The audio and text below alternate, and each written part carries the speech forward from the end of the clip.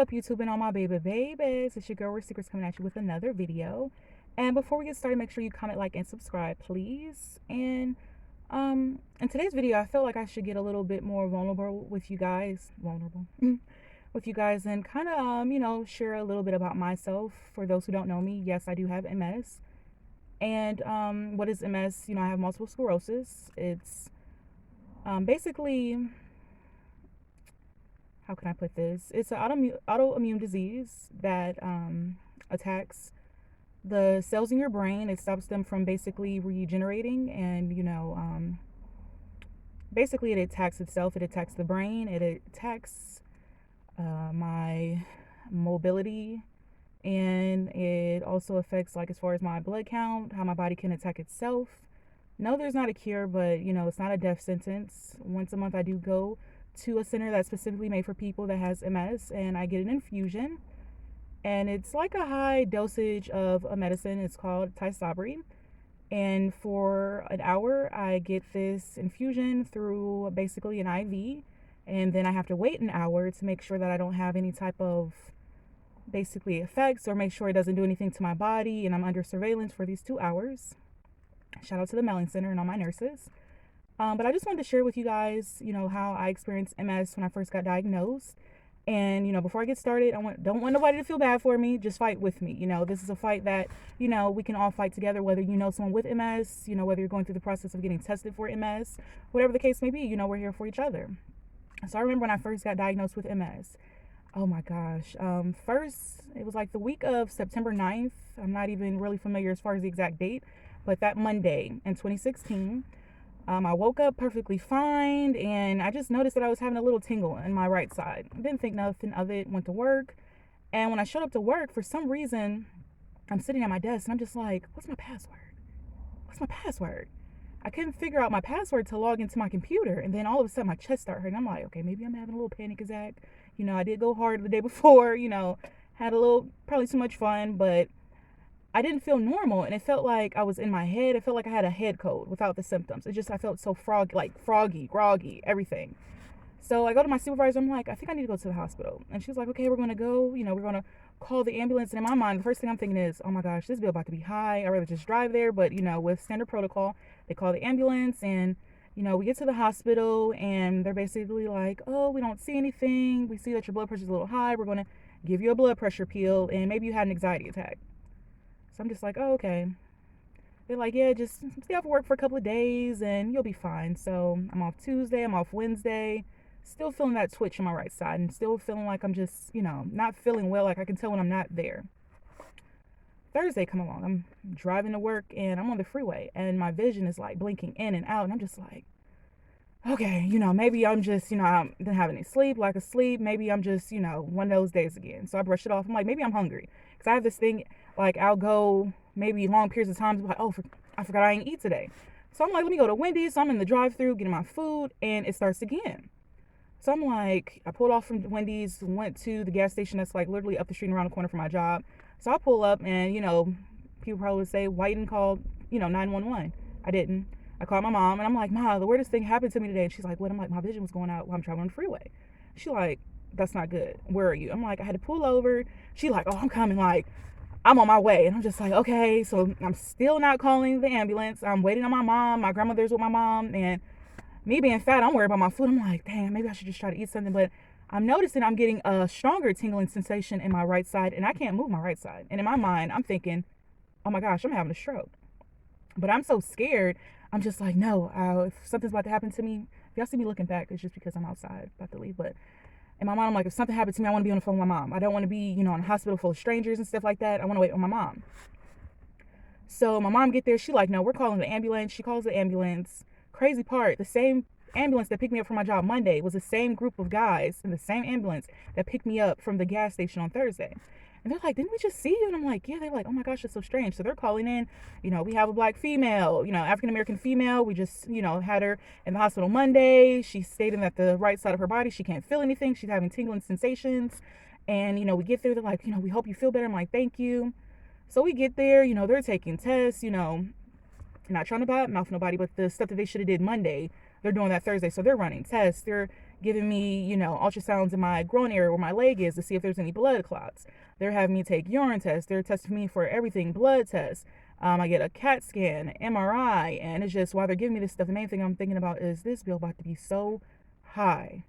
But, thank God I had insurance. But they're testing me, they're coming in, they're checking on me, and I'm just like, okay, have, anyone found anything yet? And they're just like, no, we're still waiting for the doctor to, read back everything. We're just waiting for your results. And I'm just like, okay. In my mind, I'm like, somebody or something is not telling me something. They done found something. But, we've been here for hours. My mom, they're up here waiting and stuff. Then I'm still thinking about the Wendy's. My mom like, oh, it's on me and your grandma, we done split it up in half. She drunk the drink and the fries. I ate the burger. And I'm just like, wow. Now I'm hungry in the hospital. So, we're waiting. I tell them to go home. My grandma like, okay, I'll go. My mom like, I'm not going anywhere because she's so stubborn. So they come in and they're like, well, we're just waiting for them to get a room ready for you. And I'm just like, a room? What we need a room for? I'm fine. They're like, yeah, we're going to keep you for observation. And I'm thinking like, if y'all don't know what's going on, why are y'all observing me? So my mom like, okay, just calm down because I don't like staying in the hospital. So it's like when they told me they were keeping me, curtains closed, I bust out in tears. And anyone knows me, like it takes a lot for me to, get emotional for the most part. And I lost it because I don't like sitting in hospitals. I've had bad experiences where I've had loved ones, pass away or get sick and stuff like that. So I was just like, I don't want to be here. My mom like, you just got to stay here. They're going to figure out what's going on. So mind you, this is still Thursday. So my mom leaves. Friday comes and, my mom come back and she like, I just wanted to come up here before work. And I'm like, Mom, they still didn't tell me anything. So, one of the neurologists come in. Automatically, I'm thinking like, oh my gosh, something's going on. And he's like, well, we're not sure yet what's fully going on, but we want to run some tests. So we're going to do, what is that? Oh my gosh, I'm trying to think of it. Basically, when they do it's not an epidural, but it's dang, what is it? I can't even think of it. Y'all know what I'm talking about. They take and put a needle in your spine and get a spinal tap so they can get spinal fluid. So they're like, we're going to do that a little later. And then my mom was like, well, I want to be here. And my mom already had set up like, I'm going to lie to my mom a different time so she don't be here because I don't want my mom to freak out because I don't like for my family members to stress, over me because I'm usually like the strong one, So my mom, she leaves and then they come in and then they're like, we're going to do it within the next hour. So I'm like, okay, cool. My mom at work. So my mom, she's calling me and stuff. She's like, have they said anything yet? I'm lying to her like, girl, no, they up here still playing around and stuff like that. So mind you, they come in, they do the spinal tap. I have a nurse in front of me and he gives me a pillow and he's holding me. And in my mind, I'm like, this is like epidural. I heard this is painful. So I'm scared. So he's holding me. Then there's a doctor, the neurologist behind me, and he has a female doctor with him. And I guess she's, giving him the thing so he can get the fluid and stuff. And he's trying to make jokes like, do you know why they call the butt crack and stuff like that? In my mind, I'm just like, sir, I don't want to hear any jokes about why they call the butt crack. Just do what you need to do and get from behind there, So he does that and they tell me I have to lay completely still and stuff. So my mom, she calls the hospital phone literally 5 minutes later. So she's like, what are you doing? I'm like, girl, up here watching TV trying to, make sure I don't move. She's like, trying to make sure I don't move. Why? I was like, oh, because I just had the spinal tap. She was like, you had it without me being there. I was like, Ma, I didn't want you to worry. She's like, oh my gosh, you can't always be Superman and this and that. And I was supposed to be there. I'm like, Ma, I didn't want you to be worried. Just relax. So she's frazzled. She's off her rocking horse. She leaves work. She gets there. She was like, you knew we was going to have a talk when I got here. I'm like, yeah. She was like, don't ever do that again. Whether I get upset or however it changes my emotions, I'm going to be here. Make sure you always tell me everything, which I tell my mom everything. My mom, that's my homie. Me and her, we're like this. That's my homie. And she's like, don't ever do that again. I need to be here. So I'm like, okay. So we're still waiting. They didn't come until I want to say 9 that night. Mind you, that was earlier in the morning. And the doctor that's not my primary care physician, I'm not going to say his name, but he's an awesome doctor. He came in and he said, so did anyone come in and tell you what's going on?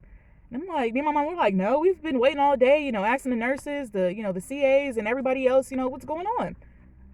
And he was like, yeah, the test results came back and you have MS. I'm like, woo. Wow, now that I think about it, it's like, oh my gosh, because even before then I was, on WebMD and Google and, trying to search my symptoms and stuff like that. And for my symptoms, it was basically telling me I had MS or had lupus. So in my mind, I'm like, I don't have neither one of these. So it's like when he told me that, he's just like, yeah, you have MS. I bawled out and cried again. It was just like uncontrollably emotions just coming out. And I'm just like, oh my gosh. And it was like in my mind, I feel like I had this death sentence because, there's no cure. And I'm just like, dang, did I wrong somebody or something like that? Like, just somebody got a voodoo doll? I mean, I was having these conversations with my mom, like, somebody must have put some bad juju on me. I'm like, how? Like, I'm not the perfect person in the world, but, I try to, pay it forward and, be the best person. I'm just like, dang, this is crazy. Me and my mom, we were crying. And I'm sorry, I'm trying not to get emotional. But, yeah, it was horrible. It was horrible. I was in the hospital for almost a month. And, I came accustomed to like the nurses and even the people that came in to, do the cleaning and stuff. They were very nice. They treated me very well. I ate well. you know, um, the experience overall, it was okay. During that time, they had to give me high dosage of steroids. And during that time, they're like, you know, have you ever, had, any type of sugar issues? Are you a diabetic? And I'm like, no, I'm a little, chunky a little bit, but I've never had issues with being a diabetic. And, unfortunately, due to MS, that brung on me becoming a diabetic. So I do have, type 2 diabetes. So along with having MS, being diagnosed with that, I got diagnosed with diabetes. On top of that, I already had high blood pressure. So it was just like, walls were just crumbling down. And I'm just like, oh my gosh, like during this time, I was only 24 years old, about to turn 25, because this happened in September. My birthday was in November. And I'm just like, wow, like I'm about to turn 25. This can't be the epitome of life right now. And I was in the hospital for almost a month. Then after I left the hospital, they took me to a rehab center. I was the youngest there. Mind you, I was, amongst people that were, of older caliber, but very full of wisdom. And when I say older, I don't mean that in a, ignorant way or anything like that. We're just going to say I was among people that had more wisdom of me. And, those people, they were having they didn't have heart attacks. They were recovering from having their second or third stroke. So, I was scared. I still didn't have use of my entire right side. So where I went from having partial use, I didn't have anything. I had to learn to walk again, write again, because I couldn't do anything. I had to teach myself how to basically, brush my teeth and get dressed and use the bathroom. And it was crazy because, ooh,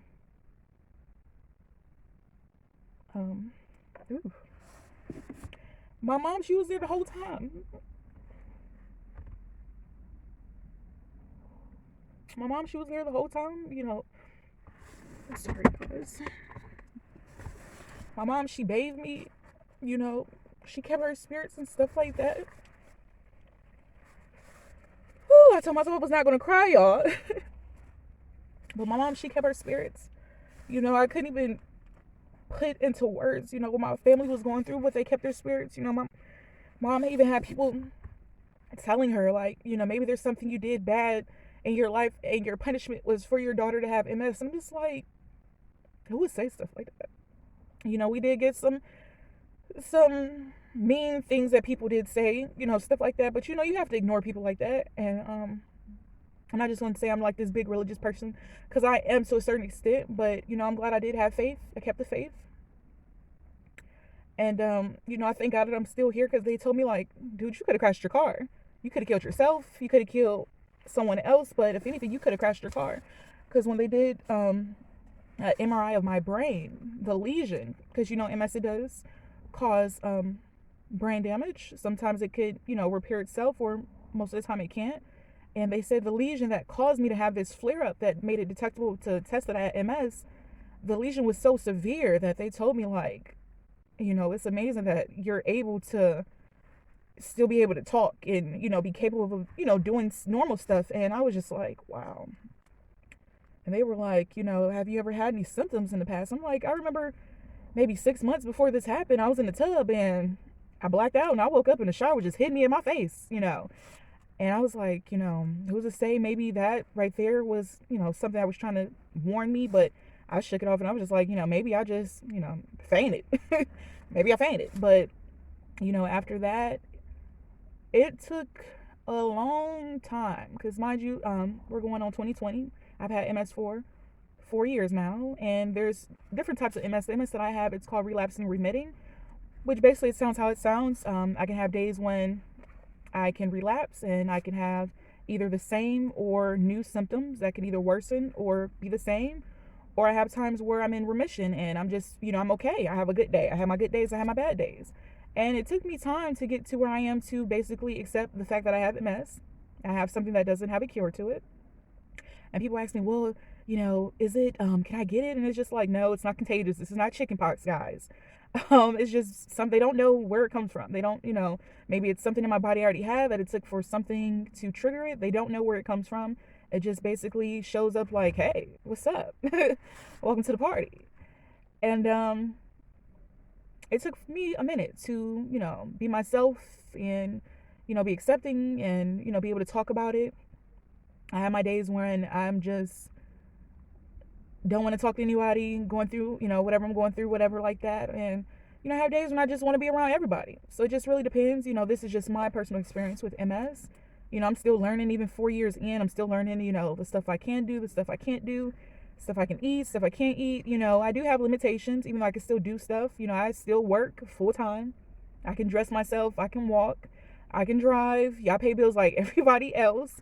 And, I still decide to stay with my mom because I've had episodes where I've fallen down flights of stairs, and I'm glad someone's been there to, help me. And I'm scared to be by myself sometimes because it's just like, what if I have one of those episodes where I'm just like laid out on the floor, falling, I can't get up? I don't want to be one of those stories where I'm just laid out and they find me days later, stuff like that. Lord forbid. But I thank God that I have the family, the friends, and the support team that I have that stuck around and deal with my emotions, my ups and downs, everything. And that's just my journey of MS. It was a roller coaster. It still is. And if anybody that has MS, if you have MS, we're warriors. We're fighting this. It's a fight, but it's a good fight for those who can, continue to fight. You have some people that aren't as lucky as me, that as far as being able to rehab and be able to walk. Sometimes I wake up like, oh my gosh, am I going to be in a wheelchair soon or a walker? It's a disease that eventually will worsen. The medicine basically just slows down the symptoms. But, I have to get myself out of thinking the worst. Because if I kept doing it, I would go crazy. But, I'm glad I'm still here. Still able to talk to you guys and share my journey with you guys. But, I figured that I could get a little personal, And in the future, I might make some videos of when I go get my infusions and, how that is. Now with MS, I do have a lot of doctor's appointments and I take a lot of medication, unfortunately. Me being a diabetic, I do take medication for that. I have to make sure I check my sugar. When I go out in public, I do make sure I wear a medical bracelet that basically lets you know my name and, my medical situations that I have going on. Worst case scenario, Lord forbid, if something happened, you can look at my bracelet. But, yeah, guys, that's my story. And I want to thank you for letting me share my story. And, feel free to share your story. If you know anyone with MS or if you have MS, feel free to, tell me any pointers, anything that you know that maybe I don't know, But thanks, guys, and you have a good one. See ya.